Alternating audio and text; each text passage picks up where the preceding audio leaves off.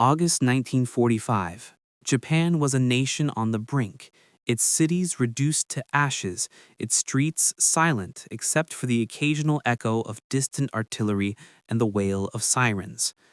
The imperial empire, once proud and unstoppable, had been hollowed by years of relentless warfare, firebombs, and the unstoppable march of Allied forces.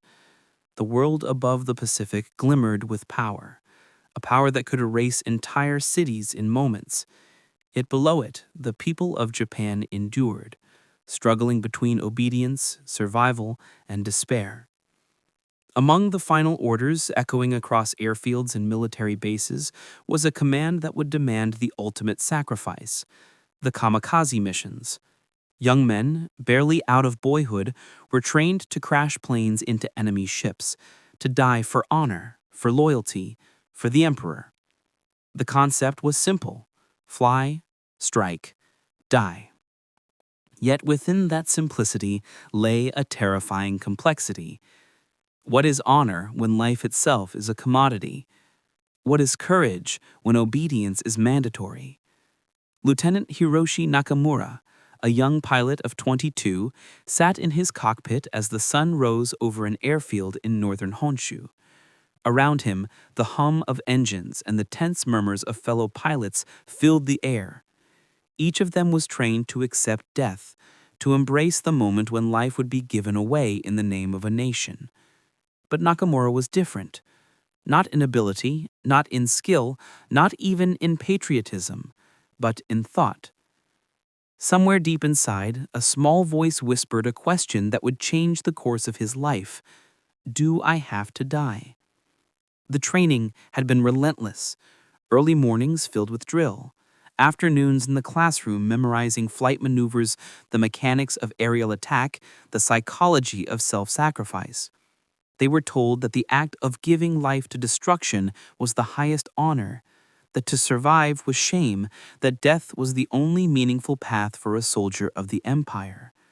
And yet, as Nakamura adjusted his flight gear and felt the weight of a bomb strapped beneath his fuselage, he understood something that generals did not. Courage could take other forms. The engines roared to life. Around him, the other planes took off in formation, each pilot disappearing into the sky with the grim determination of the ritualized sacrifice they had accepted. Nakamura's plane trembled as he taxied along the runway, his thoughts a storm of fear, confusion, and clarity. To obey was simple, to defy was terrifying, but to live, truly live, required a choice no one else had the courage to make. He lifted into the sky, leaving the airfield behind. The vast Pacific stretched below him, indifferent to the human drama unfolding in its currents and waves. Islands passed in rapid succession, some scarred by previous bombardments, others untouched, yet all carrying the weight of a war that had drained life from the land and sky. The roar of the engine became a heartbeat, steady, relentless, reminding him of his existence. And in that existence, he found a radical truth. He could choose. Instead of turning toward the Allied fleet as ordered, he veered north. Every mile away from the mission was a mile toward freedom, toward survival, toward something he could scarcely define. The rules of the military, the expectations of honor, the weight of tradition, all of it pressed on him. Yet with every turn of the plane, he felt the first taste of autonomy, the first warmth of defiance, the first understanding that life could be reclaimed even when everything demanded its surrender. Below him, Japan was burning, both literally and figuratively. Cities like Hiroshima, Kokura, and Nagasaki were still untouched in his knowledge, yet the devastation around him was proof enough of the empire's collapse. Villages emptied, smoke rising from distant towns, rivers choked with debris. Every mile flown revealed the human cost of blind obedience, the price of a system that demanded death and offered nothing in return. And so, Hiroshi Nakamura became something unexpected, a man who refused to die because it was ordered, a soldier who chose humanity over ritual, a pilot navigating not only the skies of Japan, but the moral turbulence within himself. His flight was no longer a mission. It was a journey through conscience, courage, and survival. Each turn of the propeller carried him further from the expectations of others and deeper into a world that demanded he reckon with what it truly meant to live. As the sun rose higher, casting long shadows over mountains and rivers, Nakamura glimpsed the first signs of the days to come. Villages teeming with displaced families, forests hiding the remnants of soldiers, and the subtle, silent awareness that the war was ending, even as the skies still carried the echoes of conflict. Every heartbeat, every breath, every second of flight was a rebellion. Every mile carried him further into a story no one had anticipated, a story of defiance, survival, and the quiet heroism of choosing life in the face of certain death. This was only the beginning. The moment Hiroshi Nakamura turned his plane north, away from the fleet he was meant to strike, he became a fugitive in his own country. The sky above him was vast, open, and indifferent, yet every mile carried the weight of danger. He could not know if a Japanese patrol plane or a trained observer would spot him. He could not know if a soldier on the ground would recognize him and report his disobedience. He could not know if survival itself would be enough to justify his choice. As the hours passed, he navigated over mountains and forests, the landscape alternately rough and forgiving. Villages appeared in valleys below, often empty. The few people he glimpsed moving cautiously, eyes wary. Each sight reminded him of what was at stake. He could not afford interaction. Any curiosity from others could reveal him. Yet even in avoidance, he observed, learning about the lives hidden beneath the surface of war. The isolation was immediate and profound. Pilots trained to die together, to follow orders, now became invisible ghosts to the world they had pledged themselves to protect. For Nakamura, every instinct was alive. The sound of a distant engine, the shadow of a tree line, the movement of someone on the ground, each could mean life or death. He adjusted his altitude, changed his route repeatedly, and relied on intuition honed through hours of flight training. Mid-afternoon brought his first real test. A Japanese reconnaissance plane appeared on the horizon, engine roaring like a predator closing in. Nakamura's pulse quickened. To be seen was to be labeled a traitor, to be captured, or worse. He banked sharply, diving into a narrow valley where the reconnaissance plane could not follow. The trees rushed past like a river of green, branches scraping the plane's wings, and for a moment he feared the very forest would claim him. But he emerged unscathed, the other plane vanishing as suddenly as it had appeared. The relief was fleeting. He knew that safety was temporary, that the war's machinery would not rest until every disobedient pilot was accounted for. Yet, even in fear, a strange exhilaration coursed through him. Every successful maneuver reinforced his resolve.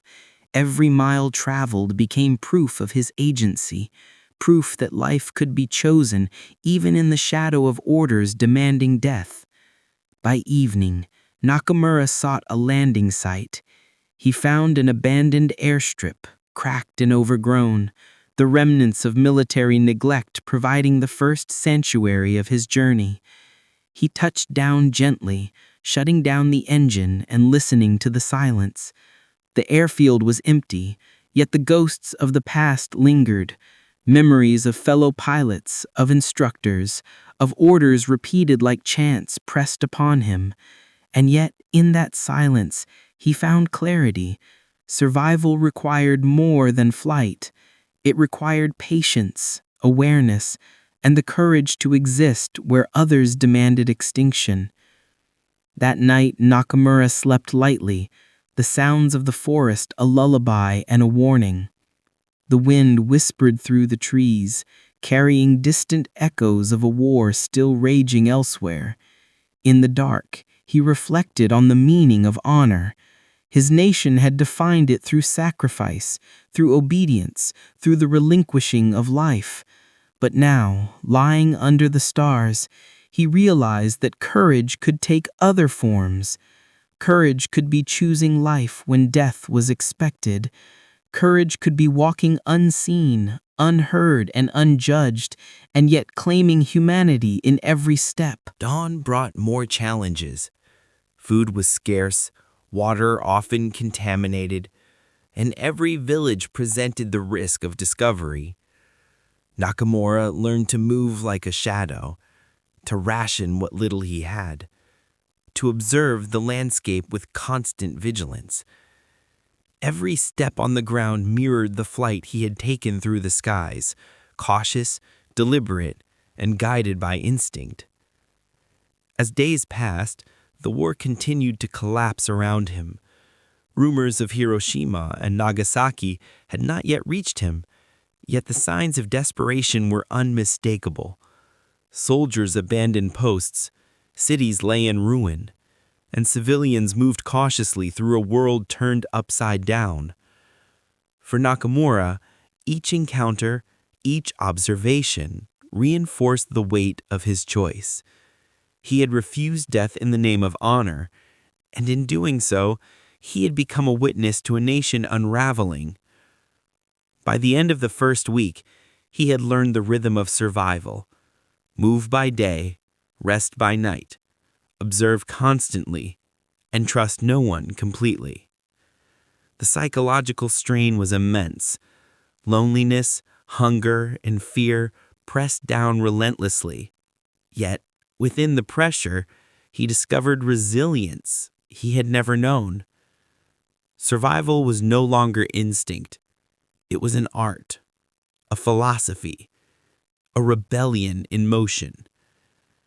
And as he prepared to take flight again at dawn, Hiroshi Nakamura realized the full scope of what he had done.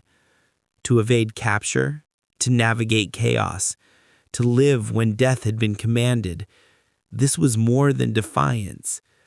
This was history being rewritten in the heart of a young pilot who refused to be a ghost.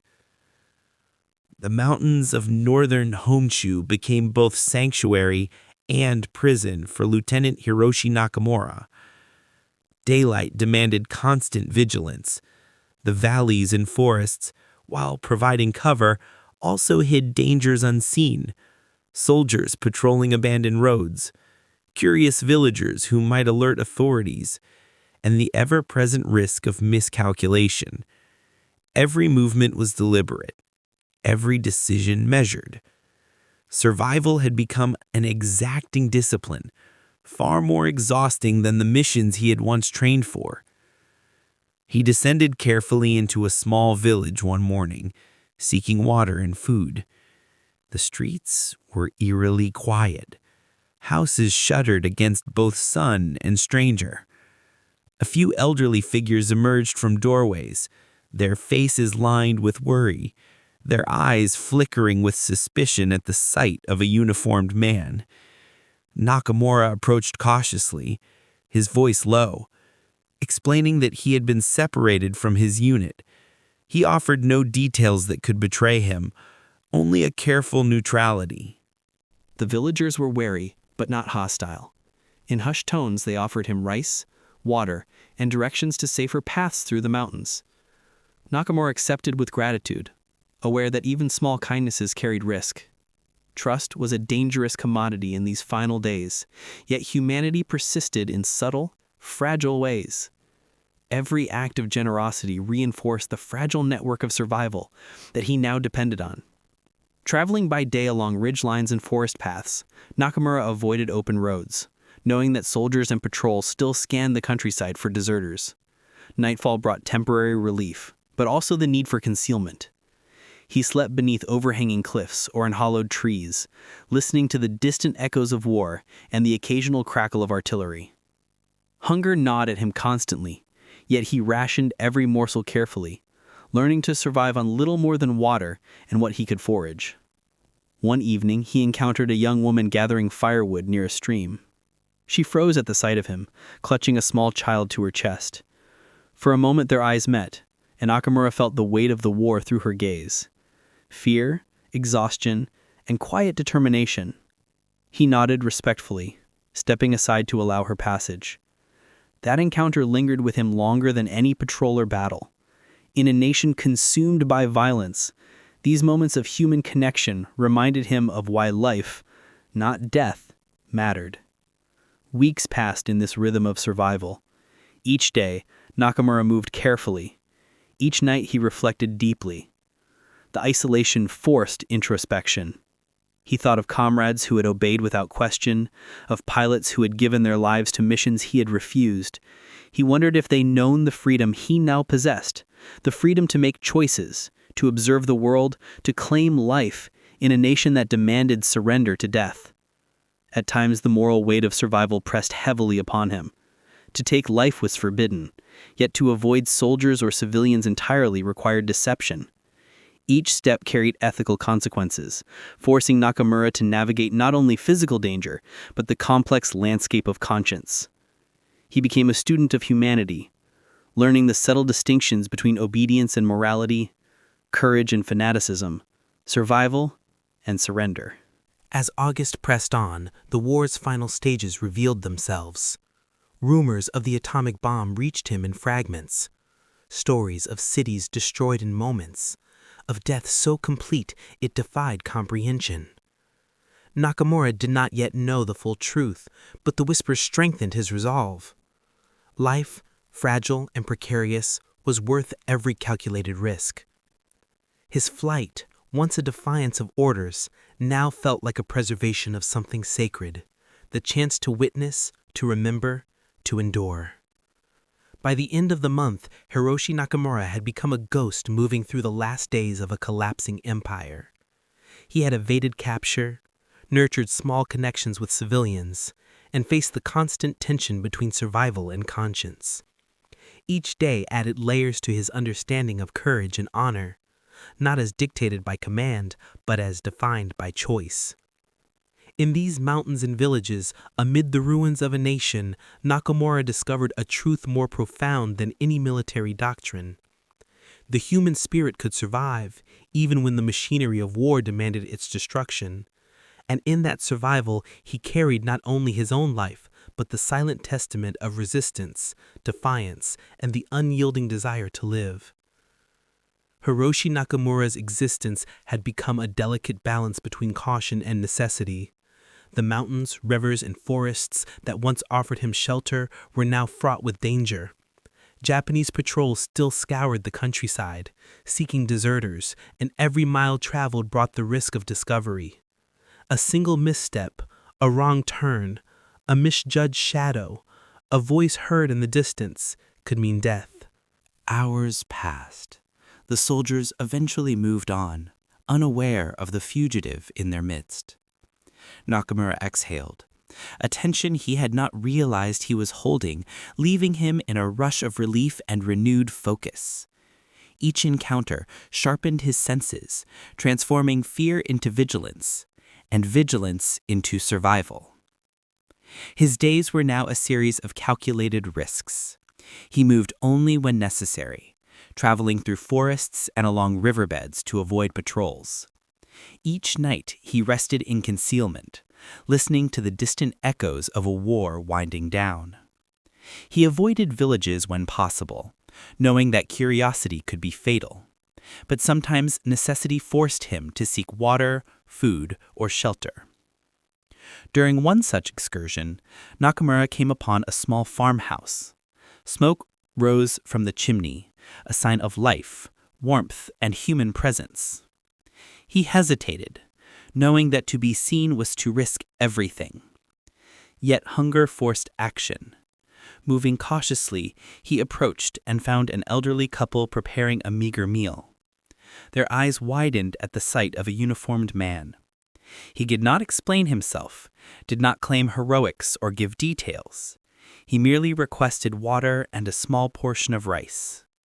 The couple hesitated, but eventually offered their assistance. Nakamura sensed the fear and the unspoken question. Could this stranger be trusted, or was he an agent of the collapsing military?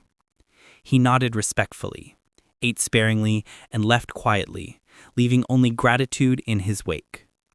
Each interaction was a delicate dance, a negotiation between survival and conscience. Over the following days, encounters grew more perilous. Soldiers began to move faster, patrols more aggressively. A wrong shadow, a snapped branch, or the sound of an engine could betray him. Nakamura developed an acute awareness of timing, learning to move with the sun, the wind, and the patterns of human activity. The war had taught him to obey orders. Now it demanded that he master disobedience. Yet even in the constant tension, there were moments of quiet beauty. Morning mist drifting through the valleys, the gentle flow of mountain streams, birds taking flight at his passing. Reminders that the world persisted beyond the machinery of destruction. These fleeting moments anchored him, sustaining a fragile hope that life was worth preserving, even in the shadow of annihilation. As August waned, the whispers of surrender grew louder. Hiroshima and Nagasaki were mentioned in fragmented rumors, stories too terrible to fully comprehend. Nakamura remained in motion, yet he sensed a shift in the world around him. The Empire's machinery was faltering, the inevitability of defeat pressing closer with each day. And through it all, he endured. Lieutenant Hiroshi Nakamura had become a master of invisibility, a ghost navigating the final days of a nation in collapse. Each encounter, each near capture, each decision to move or remain hidden shaped him into something more than a pilot, more than a soldier. He had become a witness, a survivor, and a quiet symbol of defiance. The war was ending, but for Nakamura, survival was no longer merely physical. It was a triumph of will, courage, and humanity against the relentless pull of expectation and death. August 1945 pressed upon Japan like a tide of fire and despair. Rumors spread through the mountains and villages. Some whispered, some shouted, about bombs so powerful they could erase entire cities in moments. Hiroshi Nakamura had heard fragments, stories too terrible to fully grasp. Hiroshima, Nagasaki, names carried in hushed fear, yet their meaning eluded those who had never seen such destruction. Nakamura continued to move cautiously, avoiding roads and patrols, guided by instinct, intuition, and the unrelenting will to survive. The world beneath him seemed to tremble, yet he was powerless to intervene. He could witness, evade, endure, but he could not alter the course of destruction sweeping his nation. Each day brought new reminders of the war's cost: ruined towns, displaced families, smoke rising like specters from distant villages, rivers choked with debris. Then, on August 15th, the emperor's voice echoed across the nation, carried over radios and loudspeakers. Japan had surrendered. The war was over. For many, the announcement brought relief. For others, disbelief. For Nakamura, the moment was both liberation and confusion. The world he known, the rules, the orders, the imperative to die had vanished overnight. And yet, he felt the weight of the choices he had made pressing upon him like never before. To survive in a world that had demanded his death was exhilarating, terrifying, and profoundly isolating. He reflected on the comrades who had obeyed without question, the pilots who had given their lives in missions he had refused. Was he a coward?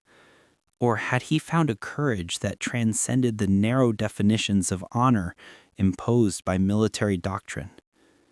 In the quiet hours, he realized that courage was not only the act of dying for orders, it was the act of choosing life when everything demanded death.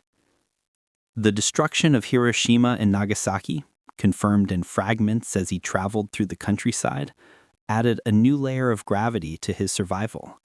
Cities flattened in moments, tens of thousands of lives extinguished in flashes of fire and light.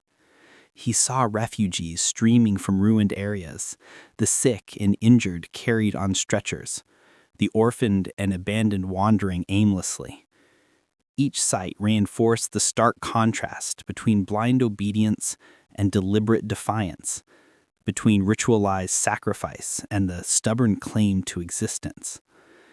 In the aftermath, Nakamura moved quietly, observing, helping where possible, yet never lingering long enough to be identified. He had become a witness to history, a solitary observer of a nation attempting to reconcile its devastation. The war demanded stories of heroism and death, yet his story was one of survival, defiance, and the quiet assertion of humanity. It was a story that could scarcely be told aloud, yet it burned with clarity in his mind. He reflected on the meaning of honor, now redefined by experience rather than indoctrination. True honor, he realized, could reside in acts of life preservation, compassion, and moral courage. It was the courage to refuse orders when they demanded destruction, the bravery to protect life rather than surrender it, and the resilience to endure in the face of unimaginable adversity. As he traveled back toward what remained of Tokyo, he observed a nation struggling to rebuild. Soldiers returned from the front, families reunited in the shadows of ruins, and civilians attempted to reclaim normalcy from the debris of conflict. In the midst of it all, Nakamura felt both alienation and belonging. He had survived, yet the world expected him to conform to the narratives of sacrifice, obedience, and death. He chose silence instead, letting his existence stand as testament enough. Hiroshi Nakamura had flown into the skies, burdened with death and duty, and returned to a world that had been reshaped by devastation. He had defied expectation, refused ritualized sacrifice, and endured the final days of a collapsing empire. In his survival, he became a symbol, not of battlefield heroics, but of the quiet courage that asserts itself in defiance of impossible demands, that chooses life when death is prescribed. The war was over, yet his journey was not complete. Every day forward would be a negotiation with memory, morality, and the nation that had demanded his obedience. Yet in the silence of reflection, he understood the profound truth he had discovered. Sometimes the greatest act of heroism is simply to live. The weeks following Japan's surrender were surreal. Cities struggled to awaken from the nightmare of war, their streets filled with rebel, the air thick with smoke and memory. Hiroshi Nakamura moved cautiously among them, no longer fleeing patrols or dodging orders, but still acutely aware of the fragile line between observation and involvement. Survival had given him freedom, yet that freedom came with responsibility, a responsibility he had never been asked to consider during the war. In Tokyo, he saw the magnitude of destruction firsthand. Buildings reduced to skeletal frames, bridges twisted by fire, families clinging together amidst the debris. Hunger and disease ran rampant, yet beneath the devastation, the human spirit persisted. Nakamura realized that life had become both a privilege and a mission, to endure, to assist, and to witness the consequences of blind obedience and unrestrained destruction. He began helping where he could. At first, it was small acts, bringing water to children, sharing scarce food with displaced families, carrying messages between those too weak to travel. Each gesture, though modest, reminded him of the humanity he had fought to preserve in choosing life over ritualized death. Every life he touched, every smile he earned, felt like a quiet victory over the machinery of war that had demanded his sacrifice. Yet the ghosts of the past were never far. Faces of fellow pilots, comrades who had obeyed and perished, haunted him in fleeting moments of solitude. He questioned his choice, at times wondering if survival alone was enough, if refusing death while others followed orders was a betrayal. But each day, each life he preserved, reaffirmed his understanding. Courage was not singular in definition. The act of living, with conscience and compassion intact, was itself a form of heroism. In villages and towns across the countryside, Nakamura encountered survivors clinging to remnants of their former lives. Women who had lost husbands, children who had lost parents, and elders who had seen generations vanish. He learned from them, listening more than speaking, absorbing the lessons that could not be taught in schools or indoctrination. Life persisted, despite war, despite suffering, and in this persistence lay the hope he had fought to maintain by choosing to live. One evening he encountered a group of children scavenging near the ruins of a bombed-out school. Their eyes were wary, their hands clutching remnants of toys and books. Nakamura approached slowly, kneeling to their level, offering them small gifts of food and water. They hesitated, suspicion mingling with curiosity, until the realization dawned that he meant no harm. Their laughter, hesitant but genuine, filled a space of darkness, reminding him of the fragile beauty that survived amid chaos. Through these acts, Nakamura began to reconcile the dualities of his existence. He had defied orders, evaded capture, and survived against the expectations of both the military and society. Now, he was finding ways to contribute positively, to transform survival into purpose. He came to understand that heroism was not always celebrated in history books or memorialized in ceremonies. It often existed quietly, in actions that nurtured life instead of extinguishing it. The psychological toll remained. Nightmares of crashing planes, of missions he had refused, of friends lost in obedience, visited him in sleep. But these were tempered by moments of peace, the warmth of a child's smile, the gratitude of a family he had helped, and the quiet dawns over a recovering countryside. Each day was a negotiation between past and present, between memory and action, yet each day reaffirmed his choice. Life, when chosen deliberately and compassionately, was worth every struggle. As Japan slowly rebuilt itself from the ashes, Hiroshi Nakamura became part of the silent backbone of recovery. He moved anonymously, touching lives without seeking recognition. He witnessed the complexity of human resilience, the same resilience that had carried him through mountains, forests, and patrols. In this witness, he found meaning. Survival was no longer an act of defiance alone. It had become a commitment to life, to humanity, and to the hope that even in the darkest times, choices mattered. And so, the man who had once climbed into a bomb-laden plane, expected to die in the name of duty, became something unexpected, a living testament to courage defined not by destruction, but by life. Life after the surrender was far from simple. Hiroshi Nakamura moved through a nation still reeling from destruction, a country attempting to reconcile pride with shame, obedience with the consequences of disobedience. Returning soldiers eyed him warily, unaware of the journey he had survived. To them, survival without following orders was a dangerous ambiguity, a story that unsettled their rigid notions of honor and loyalty. Some soldiers demanded explanations. Others avoided his presence entirely, the shame of their own compliance mirrored in their suspicion of him. Nakamura responded cautiously, offering neither justification nor confrontation. Words were dangerous. They could provoke judgment, anger, or distrust. Silence, observation, and careful action became his language. His life, he understood, was now testimony itself. In the streets of Tokyo, he saw the haunting remnants of the past. Burned buildings, hollowed eyes, displaced families, and the skeletal remains of neighborhoods stood as constant reminders of the war's cost. And yet, amid the rubble, life stirred. Markets reopened, laughter returned in small bursts, children played in the shadows of destroyed homes.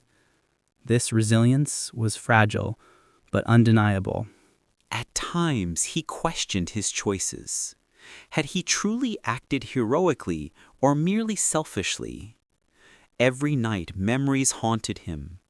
Comrades who had followed orders, missions that ended in flames, families torn apart. He wrestled with these ghosts, yet slowly came to a revelation. Courage could not be measured only by sacrifice. True bravery, he realized, could also reside in the deliberate preservation of life, in acts of conscience when the world demanded compliance with destruction. One evening, Nakamura visited a village where survivors had created a small community amidst the ruins.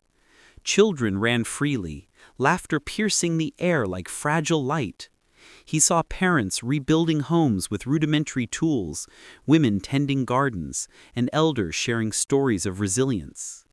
Observing them, he felt a profound connection. Life persisted despite war, destruction, and human folly. And in their survival, he saw a reflection of his own journey, a proof that even in the darkest moments, defiance in favor of life was meaningful. In conversations, often silent, Nakamura reflected on the nature of honor. Military doctrine had equated valor with obedience and death, yet the aftermath of the war exposed its limitations. Honor, he concluded, could also be found in empathy, moral courage, and the preservation of human life. His existence, unnoticed and uncelebrated by most, became a living argument against blind conformity, an embodiment of courage defined by conscience rather than command. The psychological weight of witnessing destruction, yet remaining alive, remained heavy. Hiroshima and Nagasaki, known to him through fragmented reports and survivors' testimonies, were grim reminders of the extremes to which obedience and technological power could be taken. Yet he observed the survivors, their determination to rebuild, their unspoken gratitude for life itself. These moments, fleeting yet vivid, reinforced his understanding of what it truly meant to endure. Nakamura's daily existence became a rhythm of reflection and action. By day, he assisted where he could, bringing water, food, and support to those struggling amid ruins. By night, he contemplated the moral dimensions of his defiance. He had refused death when it was commanded. Yet his choices were not merely acts of survival, they were affirmations of life. Every decision to move, hide, help, or observe reinforced his belief that courage is multifaceted and that heroism can exist quietly, without recognition or ceremony. Through these experiences, Nakamura began to perceive the war and its consequences not merely as historical events, but as a profound exploration of human morality. He understood the fragile line between duty and conscience, between obedience and life, and between survival and meaning. And in that understanding, he found both solace and purpose.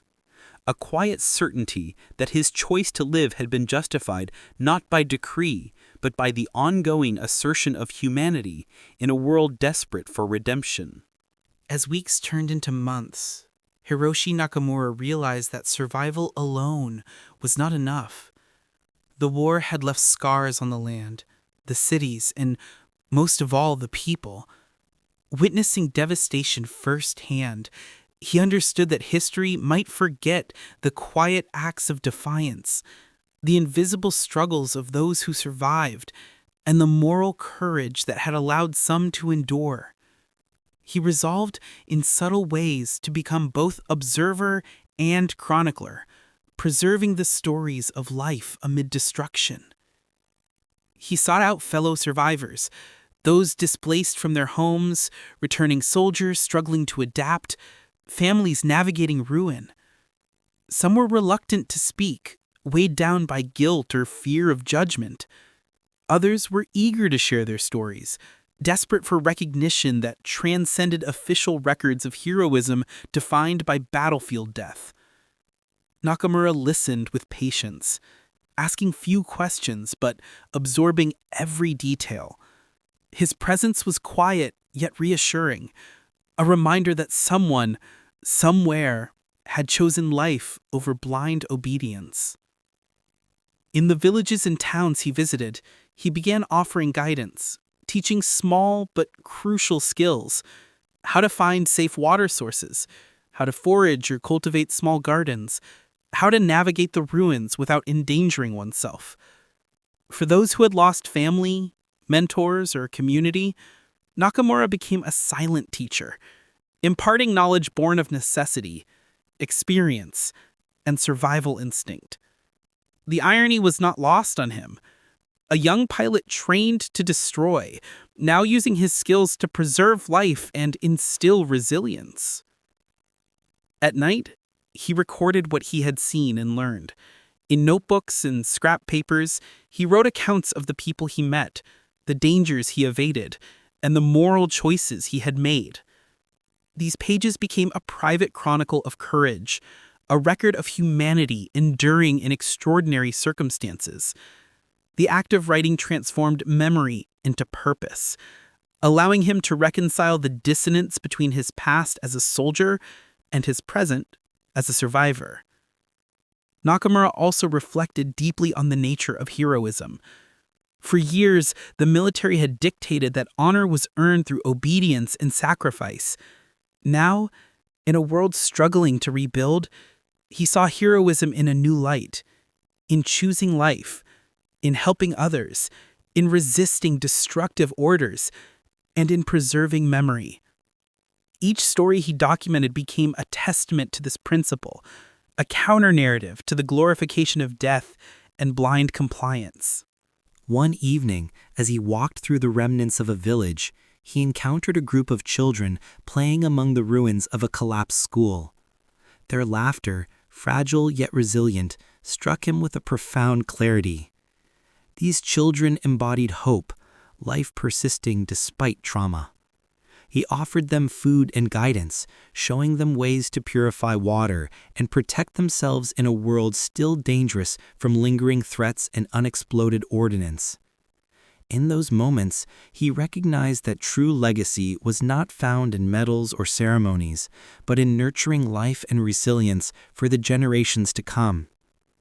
Hiroshi also confronted his own emotional scars. Memories of comrades lost in obedience haunted him, and the burden of surviving when others had perished weighed heavily. Yet he slowly embraced the understanding that his choice to live had allowed him to serve in ways the military had never imagined, preserving life, offering guidance, and documenting history. Survival itself had become a form of heroism, one measured not by glory, but by moral courage and empathy. Through this work, Nakamura began to fully reconcile with his past.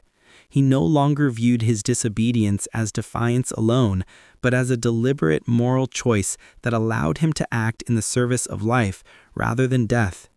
The man who had once climbed into a bomb-laden plane, expecting to die, had become a guardian of life, a chronicler of survival, and a quiet witness to the resilience of a nation recovering from unimaginable devastation. And in that reconciliation, he found peace, not in accolades or recognition, but in the affirmation that choosing life, compassion, and conscience had been worth every risk, every hardship, and every moment of fear. As Japan struggled to rebuild, Hiroshi Nakamura recognized that the war's shadows were longer than the visible ruins. Beyond buildings and streets, the nation carried scars in memory, expectation, and culture. Obedience had once been valorized. Now, survival and moral choice demanded quiet courage. Nakamura's existence, unnoticed by most, became a living testament to this new understanding. Returning soldiers and civilians occasionally questioned him. How had he survived when others had died? How could he walk free when so many had sacrificed themselves? These questions carried judgment, curiosity, and unease. Nakamura answered sparingly. Words were inadequate to explain the choices he had made, the fears he had endured, or the moral calculations that had guided him. Instead, he let actions speak, aiding families, guiding children, teaching survival skills, and recording the truths of those who had endured. He began mentoring younger men and boys, many orphaned by the conflict. They had grown in the shadow of propaganda, trained to equate honor with obedience and death. Nakamura offered them a different lesson, that courage could exist without destruction, that heroism could be measured in life preserved, compassion offered, and conscience exercised. Through these quiet lessons, he nurtured a generation that might understand the value of moral choice beyond rigid rules. Late nights were reserved for reflection. He wrote and rewrote his accounts, not for fame, but to preserve memory. He questioned the meaning of honor, duty, and sacrifice. Military codes had defined these in ways that demanded death, yet he had learned that honor could coexist with survival, and duty could coexist with conscience. The young men he mentored absorbed these truths slowly, some skeptical, others inspired, but all reminded that the war's lessons were not only in the destruction it caused, but in the resilience and moral courage it revealed. Occasionally, he visited the ruins of Hiroshima and Nagasaki, not as a historian, but as a witness. Survivors shared their stories with him, fragments of horror, endurance, and fragile hope. These encounters reinforced his commitment to life, moral choice, and the documentation of truth. Every narrative he collected became a testament to resilience, a lesson that courage was not solely in dying for orders, but in living with conscience intact, in protecting life when destruction demanded obedience. Through these years, Nakamura understood that his journey was both unique and universal. The act of survival against imposed death, the quiet mentoring of a new generation, and the chronicling of resilience became intertwined. His legacy was not in monuments or medals, but in lives touched, choices inspired, and memories preserved. He had once been trained to crash into a fleet, to die, to surrender existence as a matter of honor. Now, he lived, taught, and bore witness, redefining honor as the courage to uphold life, empathy, and conscience even amidst collapse. In moments of solitude, as the sun rose over mountains and cities slowly reconstructing themselves, Nakamura reflected on the journey. He had moved from a young pilot conditioned for sacrifice to a man who had navigated fear, moral dilemmas, and societal collapse. Survival had demanded skill, patience, and cunning. Life had demanded courage, empathy, and resilience. And in choosing both, he had discovered the profound truth that heroism could exist in defiance without destruction, in conscience without applause, and in survival without shame.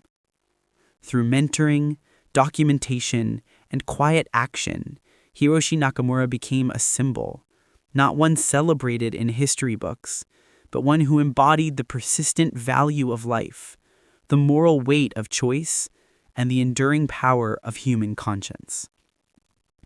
Years passed, and the world shifted around Hiroshi Nakamura. Japan slowly emerged from the ashes of total war, cities rebuilt, lives restored, and memories preserved.